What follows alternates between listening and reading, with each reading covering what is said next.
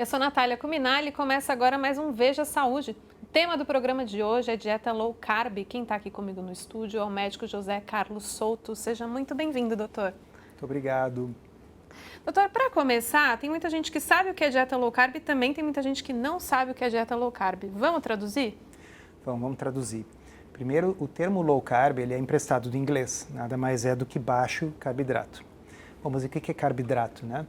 Carboidrato é tudo aquilo que, quando é digerido, se transforma em açúcar no sangue, em glicose.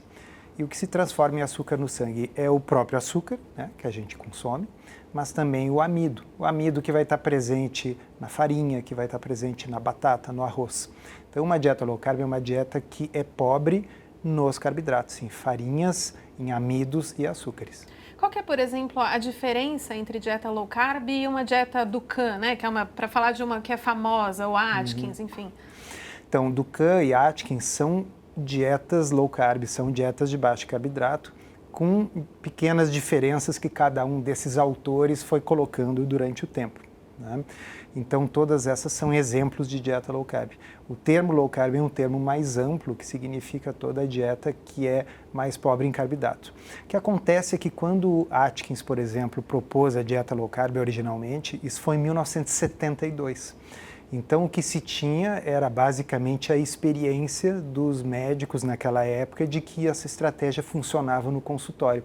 Mas a gente não tinha naquela época toda a base científica que a gente tem hoje. Isso é o que mudou. Então, era isso que eu ia te perguntar, doutor.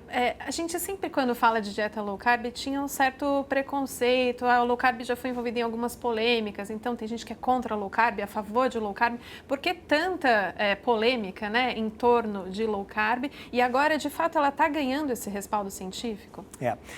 Eu acho que justamente o fato de que a low carb foi proposta originalmente em livros populares e não na literatura científica é o que deixou esse ranço, aquilo que o pessoal chama de dieta da moda, entre aspas, né? Eu sempre digo que a popularidade de uma estratégia, de uma dieta, não é o que determina se ela é válida ou não, e sim o quanto de literatura científica a gente tem por trás. Nós ganhamos um grande aliado da low carb nas últimas semanas, que foi o endosso oficial da Associação Americana do Diabetes. Então, a ADA, Associação Americana do Diabetes, produziu um documento de consenso agora em 2019, na qual low carb aparece como uma das estratégias válidas para o tratamento dos pacientes diabéticos, e a ADA inclusive deixa claro que dentre as dietas, a low carb é a que produz os melhores resultados de redução da hemoglobina glicada, que é uma medida da glicose no sangue, concomitantemente com a redução dos medicamentos, que é muito importante, porque a gente às vezes consegue melhorar, claro, a glicose do indivíduo, dando vários remédios para ele. Mas a low carb é a que produz este mesmo resultado com menos remédios. Ou seja, uma pessoa que tem diabetes e faz um tratamento, se ela adotar uma dieta low carb, ela vai ter uma vida melhor. Enfim, ela pode reduzir o diabetes dela, de repente até parar de usar medicamentos. Não há dúvida disso. Especificamente o diabetes tipo 2, que é esse tipo mais comum, né? O diabetes, 95% aí dos casos de diabetes são tipo 2. Para esse tipo de diabetes, a low carb pode muitas vezes produzir a remissão da doença, quer dizer, a pessoa voltar a ter exames em valores normais, em valores não diabéticos, com redução ou às vezes a retirada dos medicamentos. Mas alguns medicamentos, eles não podem ser utilizados juntamente com uma dieta low carb, de modo que se você é diabético tipo 2, está fazendo uso de medicação, sempre é importante ter o acompanhamento do médico, do nutricionista para adotar esse estilo de vida. Não porque a low carb seja perigosa, mas porque ela é muito eficaz. A queda da glicose pode ser muito significativa, então às vezes é necessário ter o acompanhamento para poder tirar os remédios ao mesmo tempo que se tira os carboidratos da dieta. Entendi. Então é sempre bom ter esse acompanhamento médico, né? A dieta low carb é para todo mundo? Porque assim, tem algumas pessoas que se identificam com outras estratégias, né? Tanto para perda de peso como para estilo de vida. Dá para separar para quem a low carb seria mais indicada? Sim, então vamos explicar assim, ó. Qualquer um pode fazer low carb. Tá? Low carb é um estilo de vida alimentar saudável, dentre outros, não é o único. Agora, existem algumas populações que se beneficiam especialmente. Uma nós já falamos, são os diabéticos, porque afinal é uma doença justamente de excesso de glicose no sangue, de modo que nada mais lógico do que retirar o excesso de glicose da dieta. A pessoa tem uma doença caracterizada pela intolerância à glicose, se eu tirar a glicose, é óbvio que ela vai melhorar. A obesidade se beneficia também, pacientes obesos, porque normalmente o corpo usa ou glicose ou gordura como fonte de energia. Quando nós reduzimos o aporte de glicose na dieta, o corpo passa a usar a gordura como fonte de energia, o que facilita a perda de peso. Tem vários estudos aí mostrando que a low carb é uma boa estratégia para perda de peso. Às vezes o pessoal diz assim, mas tem um estudo tal que mostra que se perde tanto peso com a low carb como com uma dieta de restrição calórica tradicional. E a minha resposta é, bom, isso significa então que low carb é uma estratégia válida, tá certo? Com a diferença que na restrição calórica tradicional a pessoa acaba passando fome, porque ela está restringindo primariamente calorias, enquanto que com a restrição de carboidratos, a pessoa não sente a mesma fome que nas dietas tradicionais. Então, obesidade é outra indicação. Existe uma indicação que é bem mais comum do que as pessoas imaginam, que é a chamada síndrome metabólica. Síndrome metabólica, para vocês entenderem, é um conjunto de alterações, a pessoa não precisa ter todos, mas tendo 3 dos que eu vou falar agora, já se enquadra. Aumento da circunferência abdominal, ou seja, aumento de gordura na região da barriga, triglicerídeos elevados, HDL, que é o colesterol bom, baixo, glicose acima de 100 ou diabetes e pressão alta. Se a pessoa tiver 3 dessas coisas, a gente já tem a síndrome metabólica. E tem um estudo bem recente mostrando que low carb é a estratégia mais eficaz para o manejo da síndrome metabólica. E a síndrome metabólica hoje enche consultórios médicos no Brasil e no mundo. E, doutor, vamos traduzir um pouco para quem está assistindo a gente, né? Uma pessoa que segue a alimentação low carb, ela não come pizza, ela não come macarrão, ela não come pão. Ela consegue ter prazer na alimentação? Consegue. E muitas vezes a gente tem essa tendência de focar naquilo que a gente não pode comer, esquecendo que o universo daquilo que a gente vai comer é muito maior, né? Então, bom, primeiro, existem as versões low carb dessas coisas. A gente tem pizza low carb, aqui em São Paulo tem empresa que faz pizza low carb, em vários lugares do Brasil tem. Claro, a massa não vai ser com farinha de trigo, vai ser com outras coisas, farinha de amêndoas ou farinha de berinjela ou couve-flor, outras coisas. Tá? O pão também, existe pão low carb feito com farinha de amêndoas, com farinha de linhaça. Então, muitas vezes trata-se apenas de substituir por fontes com menos carboidratos. Mas, claro, nós temos também o peixe, os frutos do mar, as carnes, nós temos as saladas, nós temos um mundo de vegetais de baixo amido que incluem aí todos os legumes, né? Cenoura, cebola, brócolis, berinjela, abobrinha, pimentão, tomate, enfim. Muitas coisas. Nós temos um mundo, é só a gente pensar um pouco mais naquilo que pode e não só assim, puxa vida, que pena, eu não posso comer o pão francês.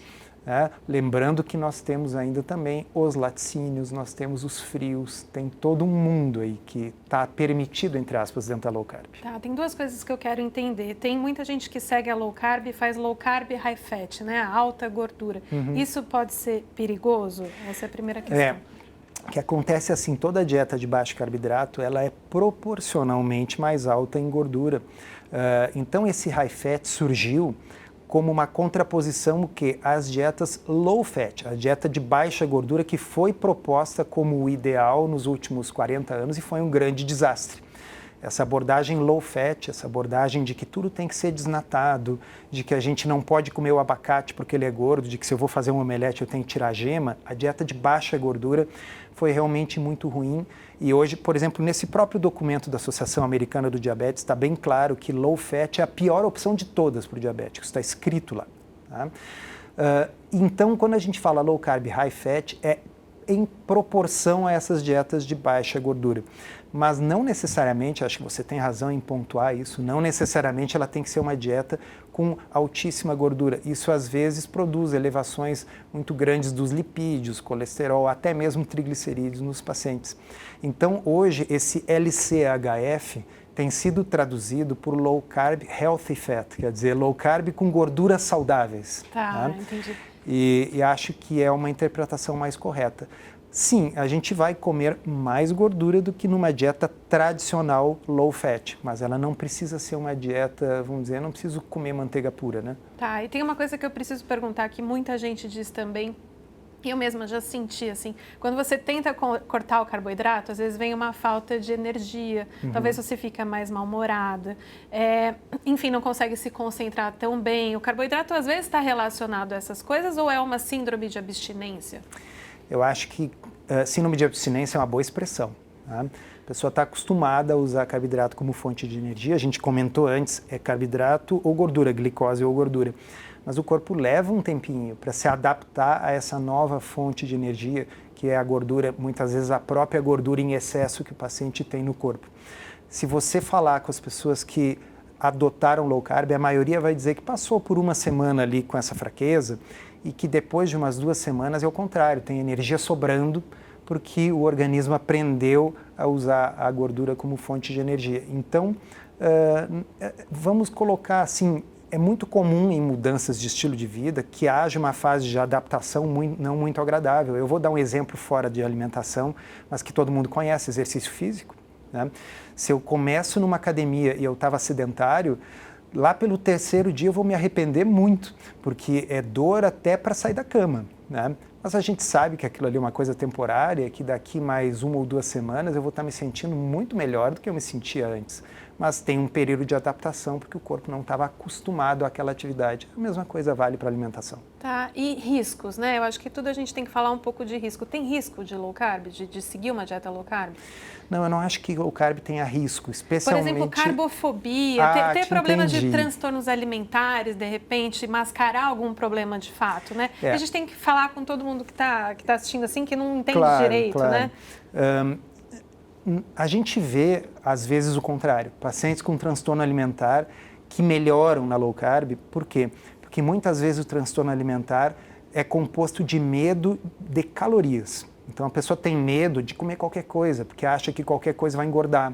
Ou a pessoa come e tem a bulimia, então ela fica culpada, vomita aquele alimento pelo receio de que as calorias vão engordar. Às vezes a gente poder explicar que neste estilo de vida alimentar na low carb, aquilo que é baixo em carboidrato eu posso comer até a saciedade sem culpa, porque mesmo comendo até a saciedade eu tendo a ter perda de peso, e isso é fato, com low carb é assim. Nossa, isso dá uma liberdade para algumas pessoas com transtornos alimentares, que é muito bom. Mas, claro, nós temos outras pessoas que têm transtornos que precisam ser cuidados, mas aí eu acho que isso se aplica a qualquer tipo de estratégia alimentar, né? A maioria das pessoas com anorexia tem anorexia seguindo a pirâmide alimentar e não low carb. Tá. Né? Então, o problema é mais um problema de natureza psicológica do que exatamente da adoção de um tipo específico de dieta. E quem segue, por exemplo, a low carb pode ter algumas escapadas, assim? Geralmente na dieta isso era conhecido como o dia do lixo. A jacada. Exato. Eu acho que em qualquer estratégia a gente tem que poder ter alguma escapada, até porque nós estamos propondo aqui low carb como uma forma de se alimentar saudável, ou seja, como um estilo de vida, não como uma intervenção pontual. Até porque naquelas coisas que a gente citou, obesidade, síndrome metabólica e diabetes, essas são condições crônicas que se a pessoa adotar o estilo de vida por 2 meses e depois largar, bom, o diabetes vai piorar ou o peso perdido vai voltar. Então a gente está propondo um estilo de vida.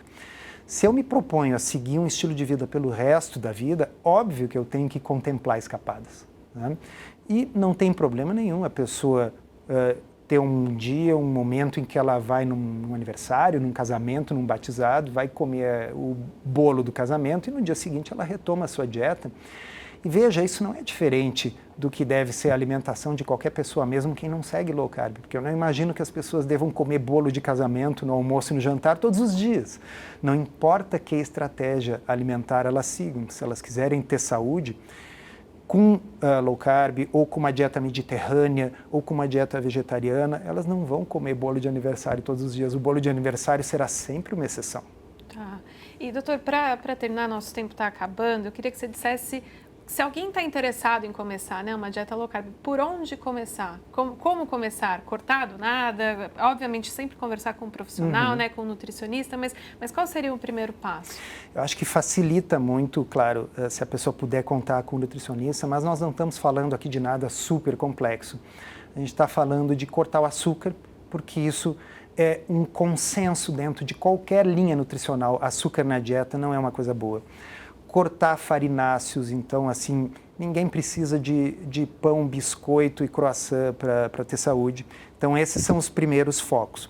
Existe a Associação Brasileira Low Carb, né, que vocês vão encontrar em ablc.org.br ou no Instagram, @ablc.org.br. Tem bastante informação, tanto científica como informações de dicas, receitas, que pode ser seguido ali. Então, acho que é um bom local também para começar. Tá legal. Queria agradecer muito a sua presença, doutor. Muito obrigado. O Veja Saúde termina agora. Obrigada e até a próxima.